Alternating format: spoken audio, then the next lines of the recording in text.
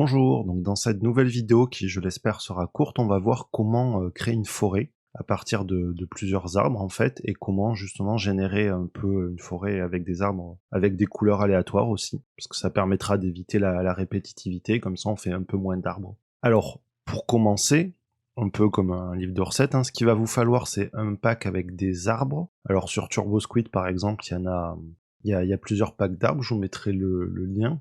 Juste, si vous, moi je vais utiliser ce pack-là, qui est un pack avec des arbres low poly, simplement pour que j'ai pas de problème en termes de ressources de matériel, parce que les arbres en général, il y a beaucoup de polygones. Juste si vous prenez des arbres plus réalistes, attention, déjà qu'il y a beaucoup de polygones, donc ça peut vite faire ramer la machine. Et surtout, en fait, les arbres sont généralement séparés entre le tronc et les feuilles ou les aiguilles, et donc il faudra fusionner en un seul objet. Ensuite, donc je vais prendre une image HDR, mais ça c'est juste pour l'éclairage, donc HDRI Haven c'est très bien. Et dernière chose, il vous faudra aller dans Edit Préférences et activer un add-on qui s'appelle Landscape. Donc vous tapez juste Land dans le moteur de recherche et vous faites Add Mesh, vous couchez celui-là. Voilà, c'est juste pour nous permettre de créer un terrain de base. Alors avant de commencer, il va falloir faire un peu d'optimisation avec nos arbres, notamment au niveau de l'alignement. Donc moi ce que j'ai fait c'est que j'ai dézippé donc l'archive avec les arbres que j'ai téléchargé, donc je vois qu'il y a plein de textures et que tout est dans un seul fichier Blender, mais c'est un fichier d'une version plus ancienne, je pense, que la 2.82 avec laquelle je travaille actuellement. Donc ce que je vais faire c'est que je vais ouvrir ce pack, voilà, je vais décocher Load UI pour pas qu'il me charge la vieille interface. Et voilà, donc là j'ai tous mes arbres qui sont dans une collection avec un plan dont on va se débarrasser de suite, une lumière dont on va se débarrasser de suite, et dans la collection on va juste la renommer en arbre, même s'il n'y a pas que des arbres.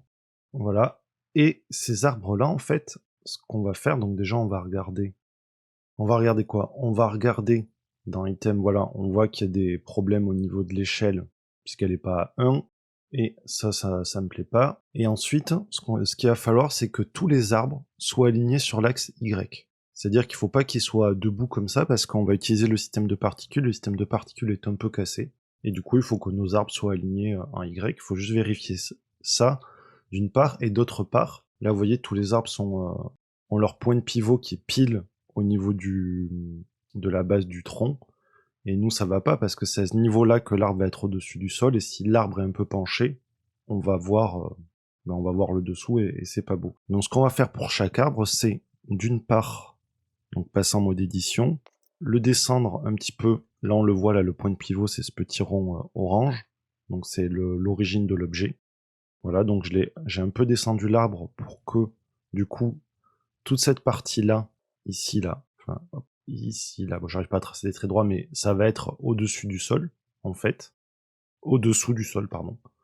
Voilà, donc ça, c'est une chose. Et une autre chose, c'est que donc je vais le faire pivoter vers l'arrière, donc ça va être RX-90, pour qu'il soit aligné sur l'axe Y. Donc je vais faire ça pour tous les arbres. Alors, ce qui est bien dans cette version, c'est que on peut passer tous en mode edit en même temps. Donc je passe tout en mode edit et je fais GZ pour les descendre. Et puis RX-90 pour les tourner. Je sélectionne tout. On va faire CTRL A et on va appliquer la rotation et non, on va pas appliquer la rotation, on va appliquer la rotation et la mise à l'échelle.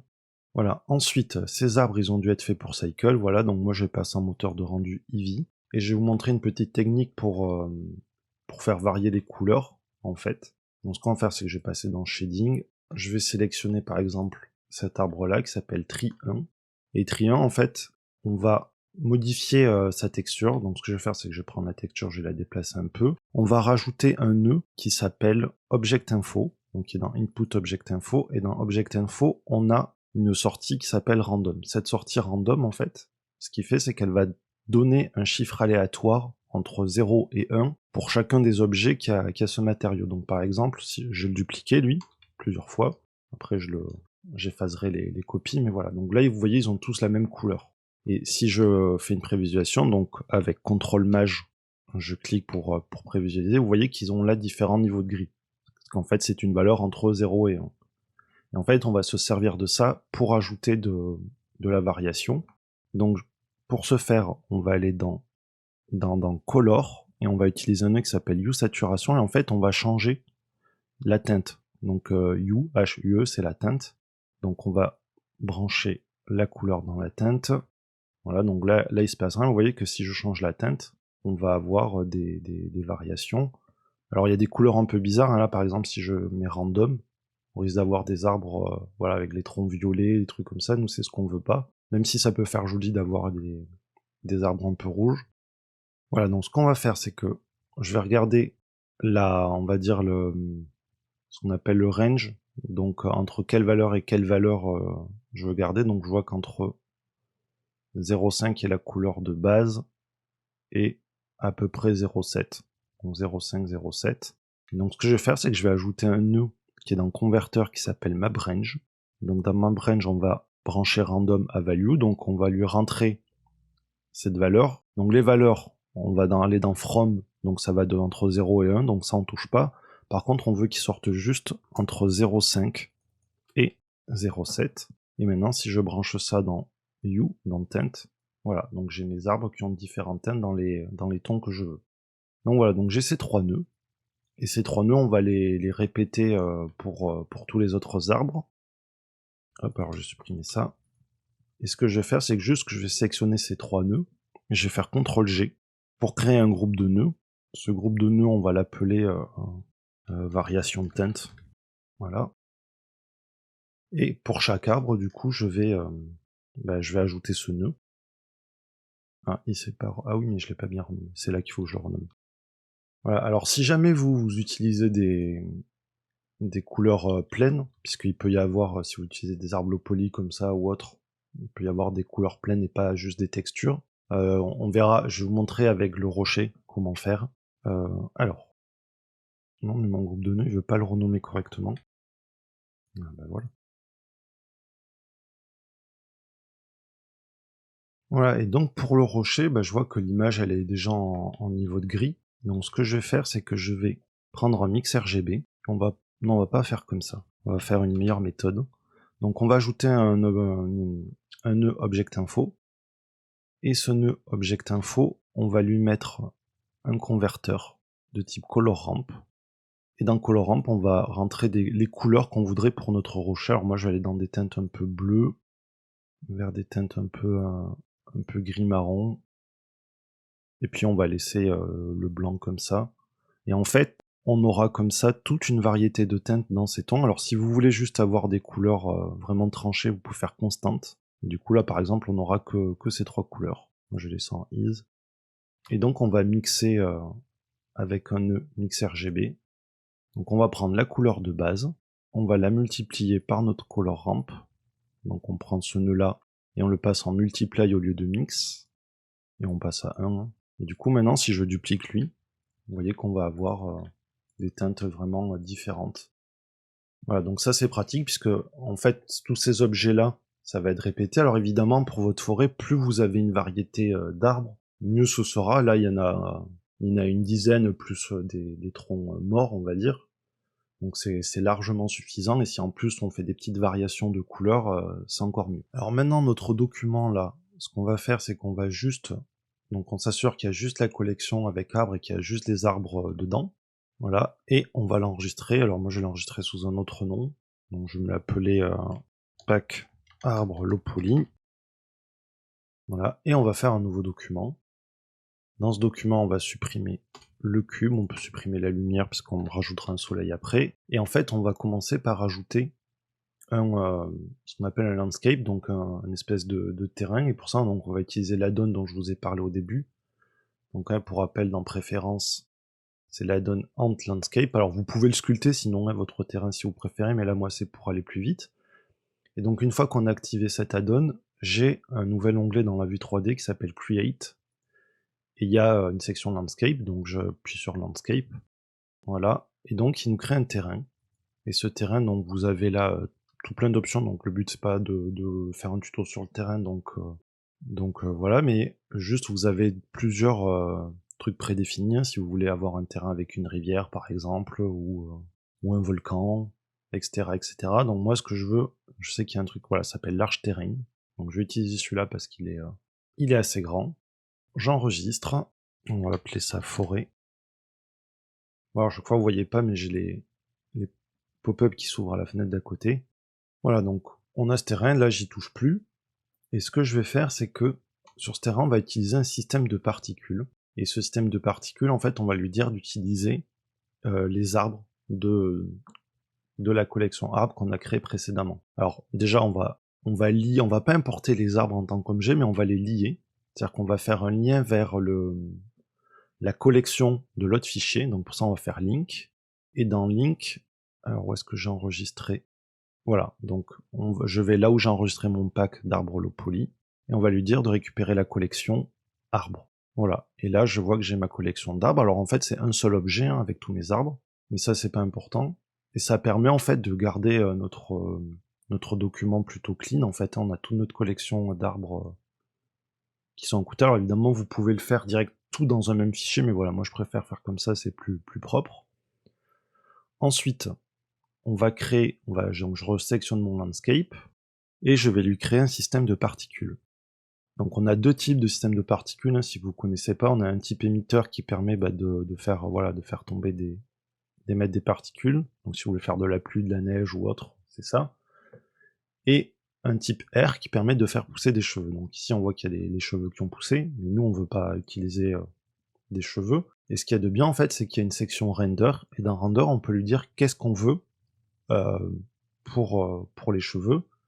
Alors de base c'est passe, donc c'est ce qu'on voit là, ça permet de faire de la fourrure ou des cheveux. On peut utiliser un objet ou on peut utiliser une collection. Et là si je choisis collection et que je vais prendre mes arbres, bim, voilà, on voit que tous mes arbres se sont mis là. Alors ce qu'on va faire par contre, c'est qu'on va mettre rlens à 1 pour avoir la taille par défaut. Et en fait vous voyez qu'il y a des paramètres dans render, des paramètres scale. Donc par défaut l'échelle est très très basse, donc moi je vais la remettre à 1.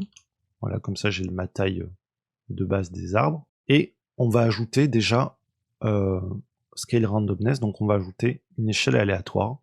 Voilà, je vais peut-être baisser, on va baisser à voilà, 0,750 ou 730, voilà, c'est pas mal. Et donc vous pouvez plus ou moins faire varier la taille, donc c'est déjà pas mal. Si je mets les matériaux, on voit qu'avec ma variation de couleur, tous les arbres sont variés. Par contre, je vois que j'ai un problème, c'est que tous les arbres, on le voit avec les rochers, tout est orienté dans le même sens. Donc pas de panique, pour ça on va cocher Advanced dans les options des particules, et ça nous rajoute une nouvelle section qui s'appelle rotation. Donc on va cocher pour travailler sur la rotation, et dans orientation axis, à la place de velocity R, on va choisir global Z, enfin global Z. En fait c'est l'orientation par défaut, donc on veut que les arbres pointent vers Z, voilà. Donc là ils sont tous tout droits, ils sont plus orientés en fonction, parce que de base, donc ils sont, je crois que c'est une velocity R, en fait ils sont orientés en fonction de la direction des faces, donc des normales. Donc nous on veut qu'ils soient orientés en Z, et ensuite on va faire un petit peu, on va utiliser randomize, voilà, pour qu'ils puissent être légèrement penchés de temps en temps, ça va commencer à ajouter un peu de variété. Et ensuite on a la phase. La phase c'est la rotation à plus ou moins 180 degrés. Ok. Si on va sur 1 on fait 360 degrés, et si on va sur moins 1 on fait moins 360 degrés. Donc je vais la laisser sur 0, et ce qu'on va faire c'est on va faire randomize phase, voilà, on peut y aller à fond. Et là du coup nos arbres vont avoir une rotation random, et si je passe en vue du dessus, ça va surtout se voir là sur les rochers. Et en parlant de rochers, il se trouve qu'il y en a beaucoup. Moi je voudrais pas qu'il y en ait autant, et ce qui est bien c'est qu'on a une option justement pour gérer ça. Donc toujours dans les options de particules, donc dans la section render, on a une option ici, une case à cocher qui s'appelle use count, et en fait on va pouvoir définir pour chaque objet combien on en veut. Par exemple si je veux qu'il y ait... Alors là ils sont pas très bien renommés malheureusement mes objets. Je vais voir si je peux afficher les noms. Ouais, bon, il m'affiche le nom de la collection, mais il m'affiche pas le nom des objets. Je pense que arbre 1 c'est celui-là, arbre 2 c'est celui-là. Bon, admettons que je veuille plus d'arbre 2, je vais aller sur celui-là qui s'appelle underscore 2 tree, et donc j'ai ici un paramètre count, donc je vais pouvoir l'augmenter. Voilà, par exemple si je le mets à fond, je n'ai plus quasiment que cet arbre-là, à part 2-3 autres. Donc par exemple, si je mets, on va mettre 10 à celui-là, 10 à celui-là, et ainsi de suite. Voilà, je sais que par exemple les 3 derniers, donc c'est les 2 arbres morts et le rocher, c'est ceux que je veux le moins.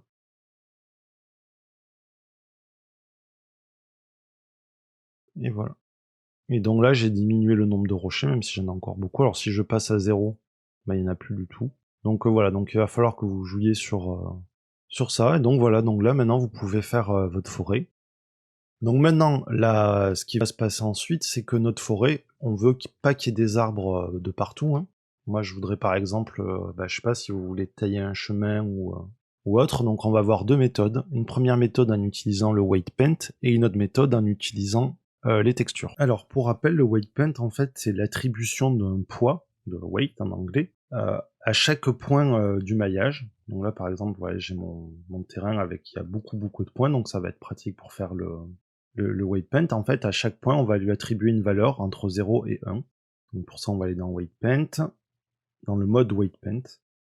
Je vais aller ici, dans l'onglet Object Data Properties, je vais créer un vertex group. Et ce vertex group, on va l'appeler densité arbre. Et en fait, ce qu'on va faire, c'est que on va peindre des endroits où on veut pas qu'il y ait d'arbres. Ce sera plus simple que peindre les endroits où on veut qu'il y ait des arbres, sinon on va tout devoir peindre et tout effacer. Donc là, moi, par exemple, je veux qu'il y ait un chemin en plein milieu de la forêt. Donc je vais peindre un chemin comme ça. On va lui faire des petits chemins annexes. Voilà, donc cette zone-là, c'est la zone où je ne veux pas qu'il y ait d'arbres, en fait. Donc on l'a bien appelé densité arbre. Donc je repasse en mode objet, et je retourne dans l'onglet Particle Properties, et dans Particle Properties, donc je vais fermer tout ça, on a une section qui s'appelle Vertex Group. Et donc dans cette section Vertex Group, vous voyez que j'ai un paramètre densité, enfin density en anglais, et donc je vais mettre densité arbre. Et là, évidemment, tous mes arbres se sont mis sur le chemin, ce qui est normal, hein, c'est le truc par défaut, puisque là où il y a le poids qui est à 1, c'est là où se mettent des arbres, mais on a heureusement ce petit bouton qui permet d'inverser, et voilà. Et du coup, j'ai mon chemin au milieu qui est dégagé. Voilà, et avec ça, vous pouvez aussi faire varier, par exemple, la taille, si vous voulez qu'il y ait des endroits où être sûr, par exemple, je sais pas si vous faites une forêt, que vous voulez qu'au milieu de la forêt, les arbres soient plus grands, vous pouvez utiliser un groupe de vertex pour ça. Donc voilà, les groupes de vertex, c'est facile. Maintenant, on peut aussi utiliser la peinture de texture. Alors c'est un chouïa plus compliqué, mais voilà. Donc je vais enlever ici mon vertex group, et ce qu'on va faire, c'est que je vais déjà aller dans Texture Paint. Je vais créer une nouvelle texture, et on va l'appeler, je vais l'appeler T_Forest Mask. Voilà, donc je sais que ce sera mon masque pour la forêt. J'augmente un peu la résolution. Et donc là, je vais faire pareil. Alors, pour peindre directement sur l'objet, ce que je vais faire, c'est que je vais masquer le système de particules. Ensuite, on va aller dans Shading. Donc on va créer un matériau pour le landscape. Et on va mettre un Input Texture. Et où est-ce que j'ai enregistré ma texture? Je l'ai perdu. Alors c'est censé être Forest Mask. Voilà. Donc je retourne dans Texture Paint. Et pourquoi est-ce que je la vois pas? Ah voilà.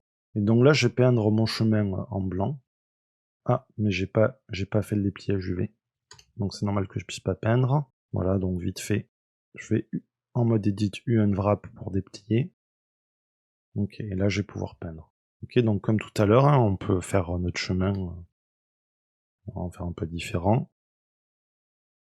Donc je repasse en mode objet, on va aller dans Shading, et on va débrancher ça parce qu'on veut pas que ce soit... Enfin, on remarque qu'on peut laisser brancher, ça nous permettra de visualiser.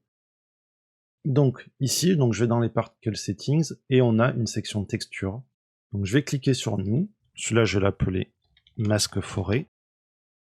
Et là je vais cliquer sur ce petit bouton pour afficher les... En fait on crée, si vous voulez, un slot où on va utiliser une texture.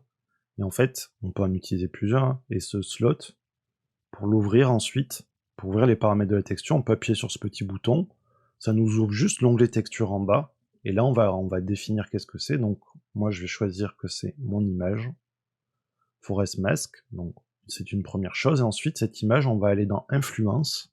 On va aller dans Mapping d'abord, pour voir si tout le monde, c'est pas dans... Voilà, non, si, il y a 2 mappings. C'est un peu bête, mais... Donc on va aller dans le deuxième mapping, et dans les coordonnées, on va lui dire d'utiliser UV. Et dans Influence, alors, on peut gérer plein de choses, mais nous, ce qu'on veut, c'est gérer la densité. Et donc si je retourne maintenant dans mon système de particules, et que je les affiche, donc évidemment, là aussi, ça s'est fait à l'envers, sauf qu'il n'y a pas de bouton là pour inverser. Donc ce que je peux faire, par contre, c'est aller donc, dans cette fenêtre-là, hop, contrôle entrée pour... contrôle barre espace pour mettre une fenêtre en plein écran. Et donc dans les options d'image, on a Invert. Voilà. Donc ensuite, je réenregistre l'image. Voilà, je refais contrôle barre espace. Voilà. Et là, il faut aller alors c'est un vieux système de particules. Le système de particules, il est un peu obsolète. J'espère qu'il va bientôt être changé. Et voilà. Et du coup, on a nos arbres qui ne sont pas sur le chemin. Et ce qui est intéressant, c'est que maintenant qu'on a cette texture, on va pouvoir partager le terrain aussi, soit en mixant les matériaux, soit en mixant les couleurs. Là, par exemple, faire un truc simple, on va faire Color, Mix RGB, et on va se servir de cette texture comme facteur de mix, et on va prendre une couleur 1, voilà, qui sera notre chemin, avec, on va dire, il y a de l'herbe, et notre couleur 2, qui sera l'endroit où poussent les arbres, et vu que les arbres bouffent toute la lumière, il n'y a pas d'herbe qui pousse, donc c'est de la terre en dessous. Et voilà comment on a géré notre terrain. Donc maintenant, il n'y a plus qu'à rajouter votre HDRI, mettre votre soleil, et ainsi de suite, et vous avez votre forêt.